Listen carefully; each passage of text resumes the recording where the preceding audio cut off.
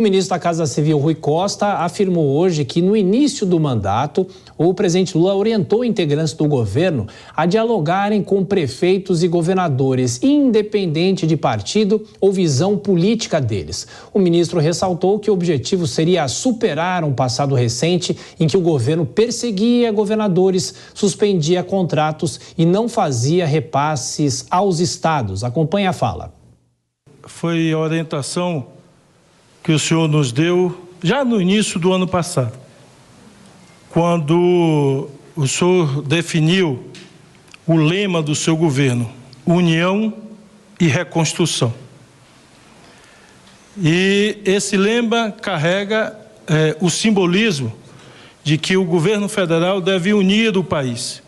E para unir o país tem que trabalhar dialogando com todos os entes federados, estados e municípios.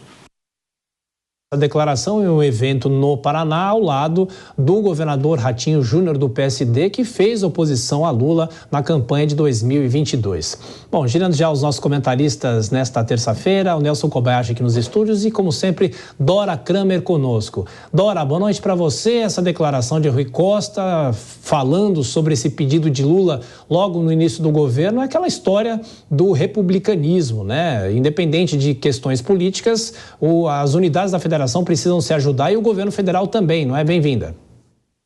Boa noite, Thiago, boa noite, Kobayashi, boa noite a todos. Realmente isso é o correto, nem sempre não é assim que o governo federal se comporta, principalmente a figura do presidente Lula, que sim joga na política, no eleitoral, joga na polarização e ele não esconde de ninguém, não é segredo de ninguém. Agora, bom que no administrativo, né, as relações se deem de acordo com o que manda a regra da civilização e da lógica e até do bom senso, né?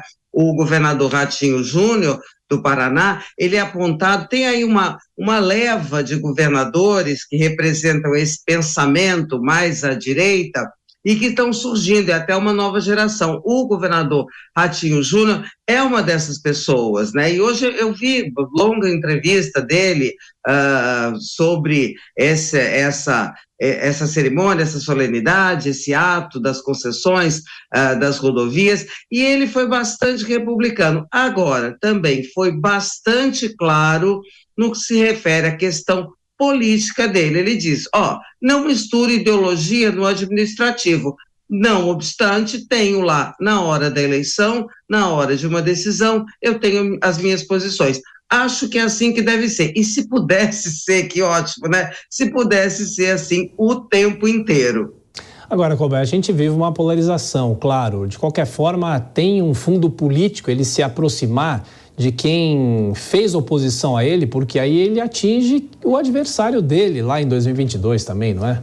Claro, e é importante deixar claro, para o presidente da República é muito importante se aproximar dos demais, porque os demais são maioria. Boa noite para você, Thiago, boa noite para a Dora Kramer, para todos que nos acompanham aqui no Jornal Jovem Pan. Se a gente pegar, por exemplo, no Sul e no Sudeste, o presidente Lula tem que se aproximar mesmo, porque como é que ele vai governar se os governadores de estados tão importantes do país estiverem em rota de colisão? Neste caso, o ministro diz o que a cartilha manda, pregar o diálogo, a convivência, a união em prol de um bem comum que é a da população. Mas isso é durante o governo, durante atos como esses. Isso precisa, na verdade, ser um estilo de governo em todas as frentes do governo, seja também nas entrevistas, nos improvisos, nos podcasts do governo. Se isso fosse, de fato, uma prioridade, isso estaria mais presente, não só na boca dos ministros, mas na boca também do presidente da República.